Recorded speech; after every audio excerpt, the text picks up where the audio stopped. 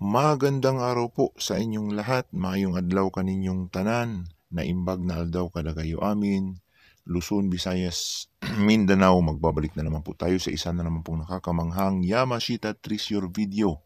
At ito po ay ipinadala sa atin mula po sa ating ka-treasure hunter mula po sa kabundukan ng Pilipinas.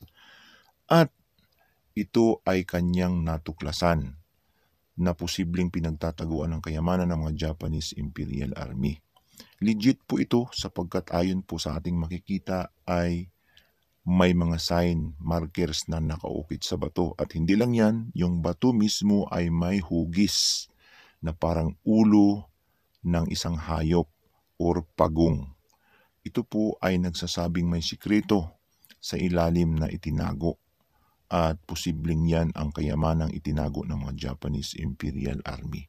Sa atin pong makikita, legit po ito na ginawa ng mga kamay ng tao na may anggulo, parang triangulo at parang bilog na may tuldok sa gitna. Yan po ay nasa mapa ng mga Japanese Imperial Army. Atin po itong babasahin, bibigyan po natin ito ng pinakamalapit nitong kahulugan mula po sa Japanese code. Sa atin pong makikita, ito po ay triangular shape na may parang tuldok sa gitna. At ang pinakakahulugan po ng mga ganito ay clear deposit, treasure deposit in triangle rocks or trees. Ibig sabihin klarong deposito na nasa nakatriangulong mga bato, mga nakatriangulong punong kahoy at doon po humukay doon sa nakatrianggulo na yun sa gitna ng nakatriangulong mga bato. At may sign pa po tayong makikita na ganyan pong klase. Ang ibig sabihin po niyan ay Yamashita Treasure Pointer. Treasure deposit in tunnel. May tunnel. Sapagkat ulo yan ng pagong at yung pagong ay karaniwang gumagawa ng butas na tinutukoy niya ay tunnel sa ilalim. At may iba po siyang angle na sign na nagsasabing treasure under and treasure inside the tunnel.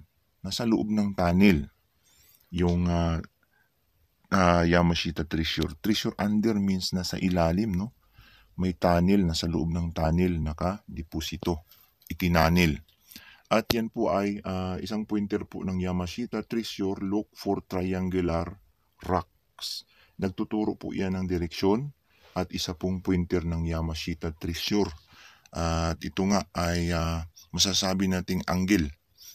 Look at this angle, a guide towards treasure. Ibig sabihin guide po yan kung saan po nakaturo yung kanyang mata at kanyang tulis ay may tinuturo po siyang treasure.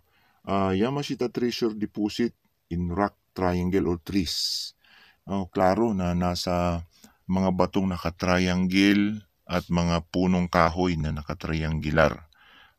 Yan po ay posibleng nandyan lamang sa paligid. Nakahilera dyan o nakalagay dyan. So ito ay Yamashita treasure under. So puro under, no? Yamashita treasure under. Nasa paligid lang yan. Treasure inside the tunnel. Parang letter P. Yan po ay nasa Japanese code. So, Yamashita Treasure Under, naka-tunnel, nasa loob ng tunnel, at nasa mga nakatriangular na mga bato or puno. Posibleng yun ang entrance, no? Yung mga nakatriangular na puno, nakatriangular na mga bato, yan po ay posibleng entrance ng Yamashita Treasure sa ilalim na sinasabing ibinaon sa ilalim. So ang gagawin po ng ating ka-treasure hunter ay humanap po ng mga nakatriangulong mga bato at doon humukay sa gitna.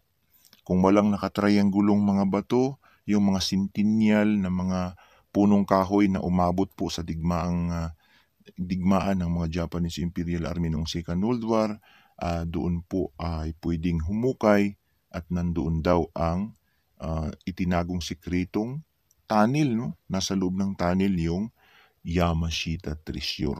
Always, lagi, halos pare-parehas lahat, common, na itinanil nga nasa loob ng tunnel ang mga itinago ng mga Japanese Imperial Army. Napakarami pong sign na nagpapatunay niyan, mga ka-treasure hunter, at nasa libro ng mga Japanese Imperial Army. So, nakatriangle yung dulo, tapos may gitna, may parang bilog sa gitna, tapos may parang letter C na may tuldok sa gitna. Yan po ay treasure under. Yun nga, ibinaon nga po doon sa loob daw ng tunnel. Yun po ang sinasabi ng mga markers na nakadesign sa kanyang katawan. Yan po ay treasure pointer, treasure map, o tinatawag nilang stone map.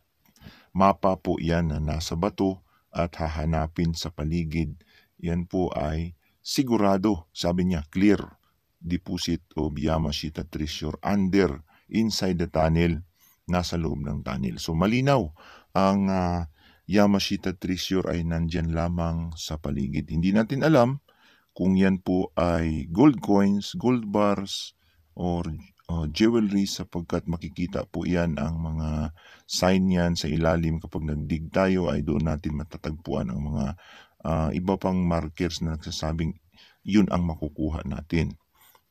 Yan po ay tutuklasin ng ating ka-treasure hunter kapag siya po ay nagdidiging.